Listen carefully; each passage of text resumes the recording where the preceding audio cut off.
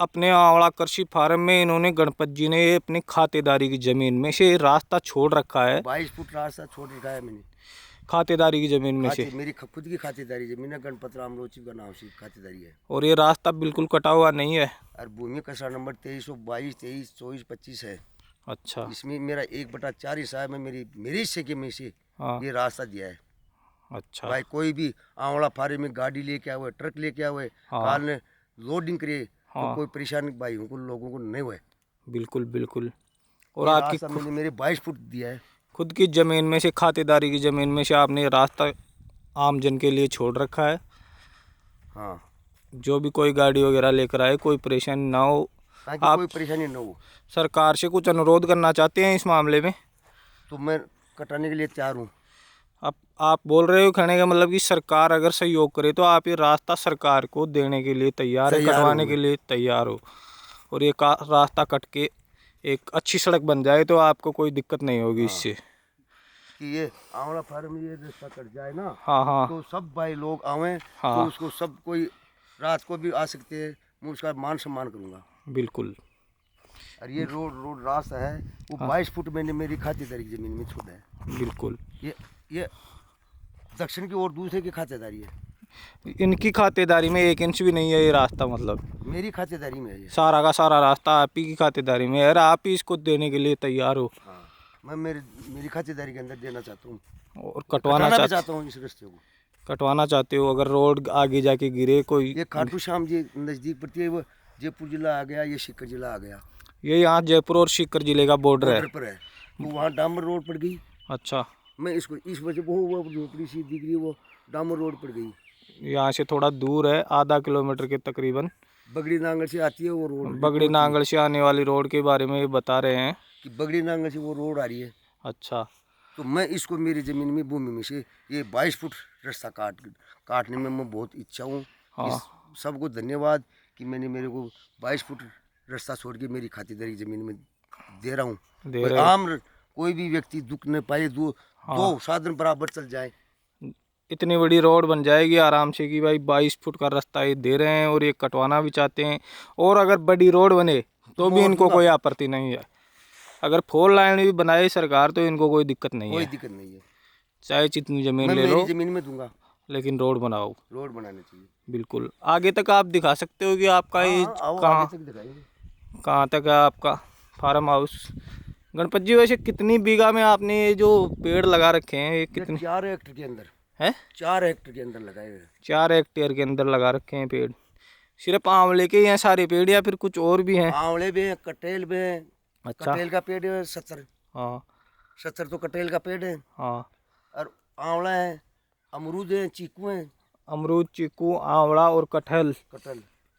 इतनी सारी सरकारी सब्सिडी से ये आपने स्कीम में लगवाए हैं? मतलब मैंने सरकारी सब्सिडी से अनुदान गोविंद सिंह बिजानिया है, वो डबल ये है, वो उसने सब्सिडी मेरी पास की है। अच्छा।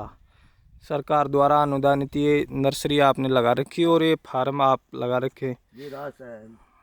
बिल्कुल। ये जो आपने अपनी मैंने ये तारबंदी भी की है। तो यहाँ ऐसी कोई तारबंदी ऐसे क्लिप ठोक के कोई काम नहीं करेगा कोई भी। यहाँ तारबंदी मैंने कोई कच्चा काम किया ही नहीं, मतलब आपने एकदम मजबूत बढ़िया। हाँ। कि आवारा पशु अंदर आके फसल खराब कर ही ना सके, ना किसी को परेशान करिए, ना किसी को पूरब की ओर मेरी आंवला फार्म पूरी देख लो कि ऐसे 30 बाई 30 फुट पर 30 बाई 30 फुट पर आपने आंवले के पेड़ लगा रखे हैं। 9 मीटर पर। बिल्कुल। कटहल का पेड़ है 9 मीटर पर ही। 9 मीटर पर ही कटहल का पेड़ है। सभी किसान भाइयों से गुजारिश है कि आप भी ऐसी पहल करें आगे और ऐसे पेड़ लगाएं कि आगे आपकी उपज बढ़ सके। देखो, इसमें खेती में भी कोई नुकसान नहीं है। कोई नुकसान नहीं है। मैंने मूंगफली भी की है इसके अंदर। मूंगफली भी बोई है और अब ये जौ की खेती कर रहे हैं। आप अच्छी तरीके से देख सकते हो इसको। देखिए, हम आपको दिखाते हैं, जौ की खेती हो रखी है, पेड़ भी लगा रखे हैं। जब ये पेड़ बड़े हो जाएंगे तो पेड़ों से इनका अर्थोपार्जन होने लग जाएगा और अच्छा खासा उम्मीद जता रहे हैं। गाँव वालों को सबको आधी रात का मेरे से सब्जी के लिए आंवला ले, मैं कोई पैसे नहीं लूँगा। कोई भी सब्जी, मगर इनको ज़रूरत पड़े आंवले की, किसी को भी, मतलब इनके पास जो भी पैदा होगा तो ये गांव वालों के लिए एनी टाइम तैयार रहते हैं। क्षेत्र के कोई भी व्यक्ति आ जाए तो मैं उससे पैसे नहीं लूँगा।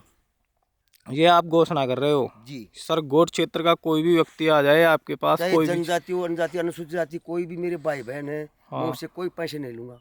बिल्कुल बिल्कुल।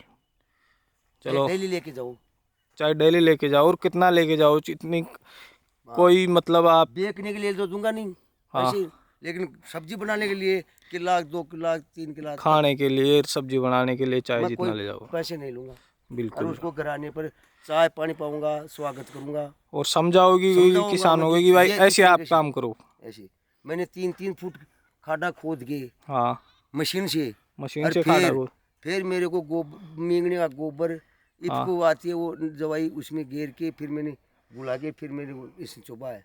अच्छा। और अब भी मैं इसके अंदर दवाई डालता हूँ, ड्रिप लगा लिखी है इसमें ड्रिप लगा रखी है इनमें अंदर अलग से ड्रिप है।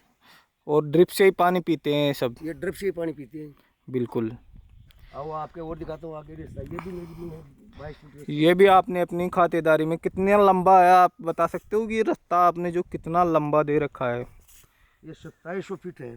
2700 फुट 2700 फुट रास्ता आपने लंबा दे रखा है और अपनी खातेदारी ज़मीन में। मैंने किसी को नहीं कहा कि आप रास्ता शीशुरा तो मैं मेरी खातेदारी के अंदर दिया है। बिल्कुल बिल्कुल।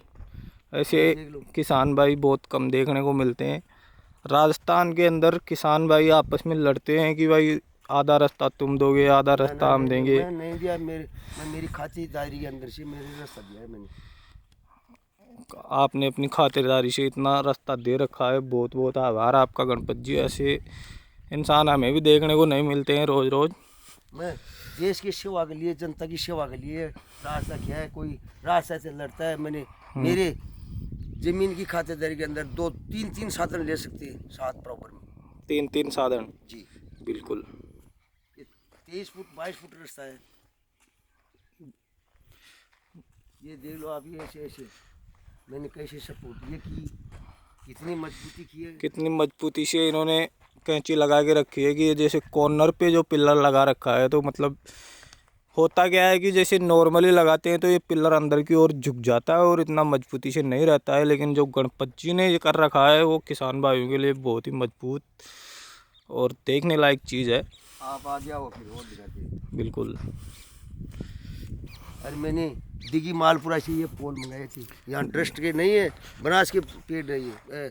डिगी मालपुरा से मंगाए हैं आपने? जी। तो कितना खर्चा इन पोलों का मंगाने में आपका कितना खर्चा लग गया? एक पोल यहाँ पर 70,000 रुपये लग गए। 60 पोलों का तारों का। एक पोल कितने का पड़ा है? 330 रुपये प्रति पोल, किराया हाथ दे। किराया हाथ दे के 330 रुपये प्रति पोल। जी। देखो ये आमजन जा रहे हैं, भगवान चालू देंगे रास्ता सबके लिए है ये। 540 पोल ले आया मैंने। 540। हाँ 1630 पेड़ आंवला के लगाए हैं। 1630 पेड़ आंवला के और कटहल के 70 पेड़ कटहल के। 70 पेड़ कटहल के लगाए हैं। जी। तो आप बता सकते हो कि ये जो आप आने आंवले के पेड़ लगाए हैं इनसे कितना मतलब आगे जाके आपको मुनाफा हो जाएगा? कोई आइडिया आपको? मेरे को लाल सिंह बिजानिया ने कहा कि बीकानेर है वो डिप्टी कृषि मंत्री है। हाँ। वो हमारे मामा जी, उसने बोला कि आपको 4 साल रोज बाद में एक आंवला का पेड़ के 5,000 रुपये दिला दूंगा मैं। एक आंवले के पेड़ के आपको 5,000 रुपये तक का मुनाफा होने का आपने अनुमान लगा रखा है। तो मतलब लाल सिंह बिजानिया ने, वहाँ बीकानेर डिप्टी है वो। अच्छा। कृषि मंत्री डिप्टी, उन्होंने बताया ऐसा। जी। चलो देखते हैं गणपत जी, लेकिन जिस प्रकार से आप मेहनत कर रहे हो तो अवश्य आप 5,000 रुपये तक के क्या आपने ज़्यादा भी मुनाफा कमा सकते हो। ये मेरी तार बन गई। बिल्कुल। किसी तरफ से देख लो, लाइन दिखेगा, 1 इंच का फर्क नहीं देगा। इधर से देखो तो इधर लाइन है, इधर से देखो तो इधर लाइन है। बहुत ही अनुशासित तरीके से पेड़ लगा रखे हैं। बता रहे हैं कि लाइन टू लाइन हमने पेड़ लगा रखे हैं। ये देखिएगा, इतने अनुशासित तरीके से पेड़ों को भी इतने अनुशासित तरीके से लगा रखा है इन्होंने। बिल्कुल।